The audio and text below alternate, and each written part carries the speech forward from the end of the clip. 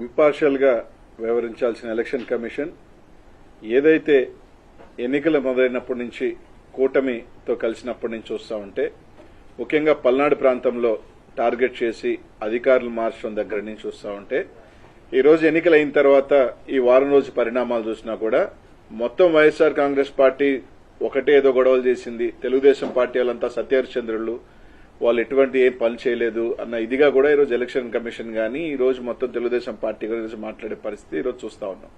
అదిగాక 13వ తారీఖు నుంచి ఈ రోజు దాకా మాచర్లో జరిగిన గొడవలు కావచ్చు, లేకపోతే పిన్నెల రామకృష్ణారెడ్డి గారి మీద వస్తున్న అపోహలు కావచ్చు, అన్నీ కూడా ఈరోజు స్పష్టంగా మేము ఒకటే చెప్పదలుచుకున్నాం.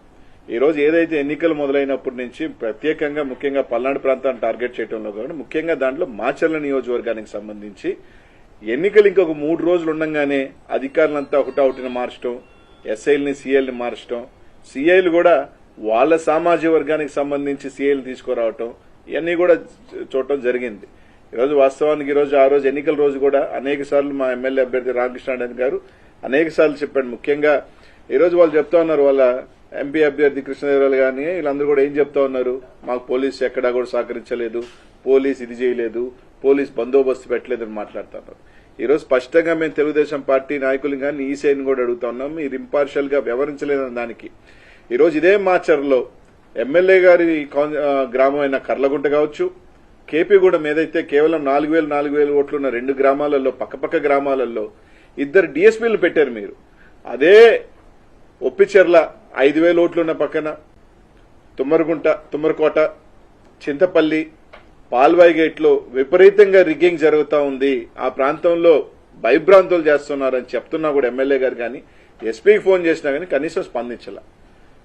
ఆ రోజు స్టార్ట్ అయిన రోజు చూసుకున్నా కూడా ముట్టుకూరు గ్రామంలో ఆ రోజు ఆ తెలుగుదేశం పార్టీ వాళ్ళు పోయి ఎస్సీలని బీసీలని కొట్టడం గాని, ఈ రోజు అలాగే తుమ్మరకోట్లు అయితే దాదాపు ఈ రోజు ఈసీని అడుగుతా ఉన్నాం మేము, మీరే అన్నారు 9 దగ్గరల ఈవీఎంలు పగలగొట్టారని. కేవలం ఒక్క రామకృష్ణారెడ్డి గారిది మాత్రమే ఎందుకు రిలీజ్ అయింది? ఈ రోజు ఎలా రిలీజ్ అయింది? మీరు రిలీజ్ చేశారా లేకపోతే ఎవరైనా రిలీజ్ చేశారా? కనీసం ఈ రోజున ఈసీ దాని మీద ఎందుకు చర్య చేపట్ల? 9 పగలగొడితే కొరవ 8 ఎందుకు రిలీజ్ కాలేదు? కొన్ని 8 సంఘటనలు ఎందుకు రిలీజ్ కాలా? ఆ ఫుటేజ్లు ఎందుకు బయటకు రాలా? దీని మీద అన్ని కూడా అని చూస్తున్నప్పుడు ఒక అనుమానాలు దావదిస్తా ఉన్నాయి. ఈరోజు తుమ్మరకోటకు సంబంధించి తెలుగుదేశం వాళ్ళు పగలగొట్టారు, దాదాపు ఇంకొక దగ్గర పగలగొట్టారు, చింతపల్లిలో రిగ్గింగ్ చేశారు, ఒప్పిచెర్లలో అయితే ఎస్టీల్ని ఓట్లు లేకపోతే బూత్లో కొట్టుకొని బయటకు తీసుకొచ్చారు. ఇదే పాల్వాయి గేట్కి సంబంధించి బీసీలు ఎస్సీలు మహిళలు ఓట్లైన పోతా ఉంటే ఓట్లైనకుండా కొట్టి తరిమేస్తుంటే ఎమ్మెల్యే గారు పోయి దాదాపు 1.5 గంట ఎస్పీకి ఫోన్ చేసినా అదే ఎస్పీ గారు మాచర్ల చుట్టూ తిరిగారు కానీ కనీసం పాల్వాయి గేట్ దగ్గరికి రావాలన్న ఆలోచన కూడా చేయలేదు. ఎందుకంటే ఇదంతా ఒక ప్రీ ప్లాన్డ్ గా ఎక్కడెక్కడ ఇబ్బంది పెట్టాలి, ఎక్కడెక్కడ తెలుగుదేశం వాళ్ళు రిగ్గింగ్ చేసుకోవాలి అని ఒక ప్రీ ప్లాన్డ్ గా చేసిన పద్ధతిలోనే నడిచింది. 1.5 గంట సేపు ఎమ్మెల్యే గారు ఆడ నిలబడి ఈరోజు ఎస్సీలు గాని మహిళలు గాని వచ్చి బోరుమని ఈ విధంగా మమ్మల్ని ఓట్లనేది కొట్టి తరిమేస్తారని ఎస్పీ గారు స్పందించకపోతే ఏ అభ్యర్థి అయినా ఎవరైనా ఏం చేస్తారు? కొన్ని కఠినమైన కార్యాలు దీనికి ఎవరు రెస్పాన్సిబుల్? దీనికి సంబంధించి అధికారులు రెస్పాన్సిబుల్ కదా? ఎలక్షన్ కమిషన్ కి ఈ ప్రాంతాల్లో ఒకసారి 7 బూతుల దగ్గర పగలగొట్టేస్తే రీపోలింగ్ ఎందుకు పెట్టలేదు? మళ్ళీ అక్కడే రీపోలింగ్ ఎందుకు చేయించారు? ఇదే తుమ్మరకోటలో మేము ఎస్పీ గారికి ఫోన్ చేశాం, సార్ అక్కడ భయపడతా ఉన్నారు, ఏజెంట్లు కూర్చునే దానికి కూడా ఇబ్బంది. అంటే పోలీసు ఆడ కూర్చోబెట్టి వైసీపీ ఏజెంట్లు లేకుండా రిగ్గింగ్ చేయించిన మాట వాస్తవం కాదా? ఇది ఎస్పీ గారితో మేము మాట్లాడలేదా? పాల్వాయి గేట్ దగ్గర ఆయన రామకృష్ణారెడ్డి గారు ఏదైతే రామకృష్ణారెడ్డి అబ్బాయి తలబగిలింది, ఆయనకి దెబ్బలు తగిలినాయి.